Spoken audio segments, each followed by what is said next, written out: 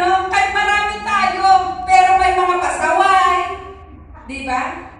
So, Nehemiah accomplished. God only gives you the person, a partner that you need, the person that has a gift that you need in order for you to help you accomplish your purpose in life. Amen? Amen po ba? So kailangan na, hindi ka naman pwedeng magmatigas dyan na magmataas na sabihin mo, I don't need anybody, kaya ko to. No man is The word nga isa, ang sabi nga na alam natin, no man is an island. Alam nga yan ng iba, how much more to us than Christians. God is the provider kung sino ang ibibigay niya sa atin na magiging partner natin to accomplish a glorious church dito sa Romania. Amen? We are all a part of the glorious church and we have the talents and abilities if we work out together with one purpose. Sabi doon is and the wall is finished because the people has one mind. Amen? Walang umiiba ng direksyon ng isip. Isang isip natin, amen? Walang kakontra-kontrabida. Para ma-fulfill natin, para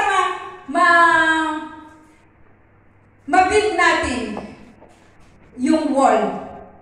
Na, yung plano ng Panginoon sa ating mga buhay. Amen po ba? Amen po ba? So, and I arose in the night, and a few men with me. I did not tell anyone that God was putting in my mind to do it. And there was animal. Okay, next verse. Para mabilis. So, nasabi ko na yan. And they said, let us rise up and build. Okay. Few men with one mind, sabi nila, let us rise up and build. So they strengthened their hands for the good work. Next. So we built the wall, and all the walls was joined together to half of its height, for the people had a mind to work. So natapos, tignan na natin yung picture ng wall na ngayon walang ma-realize. Meron ba dyan? Ayan. They are working together. They are one mind working together, di ba? Now let's see the finished wall. Di ba, ganda? Imagine, that is before. Before and after. No, this is broken wall. Yeah. Yes. This should be before, right? Yes. And this is after. Amen? Nakita niyo yung difference?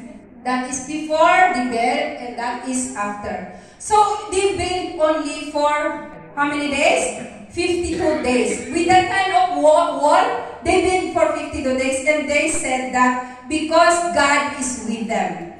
Amen. Alam niyo po mga kapatid, when God wants to do the purpose sa ating mga buhay, we have to do it and the people around us will realize that we cannot do it with our own self. Hindi natin nagawa yan ng dahil sa kakayanan natin.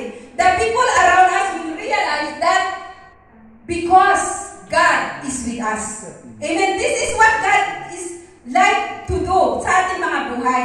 Amen po ba? Because minsan sa atin, may mga accomplishment natin that we don't even recognize God.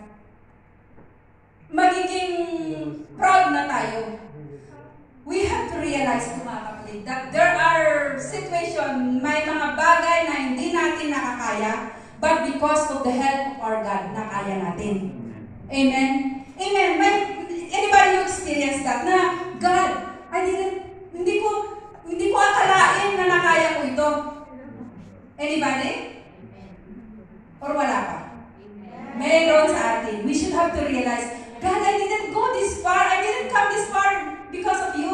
Kung hindi lang nang dahil sa'yo. Me too. Kung titignan ko ang season ng aking mga buhay, Lord, hindi ko alam kung ano ang nangyari na sa akin, Lord Jesus Christ. But praise God, because of Him, maraming bagay na hindi ko nakaya ko na. Wala na sa akin yung mahiyain sa totoo lang, mga kapatid. Hindi ako, yung iba, yung pagsasalita ko, hindi ako marunong mag-Tagalog. Kaya na kung minsan, pagkausap kong mga tao, gusto lang makikipag-chismisan, pag-Tagalog siya, oh my God, na ako dahil hindi, oo na lang ako ng oo, dahil hindi ako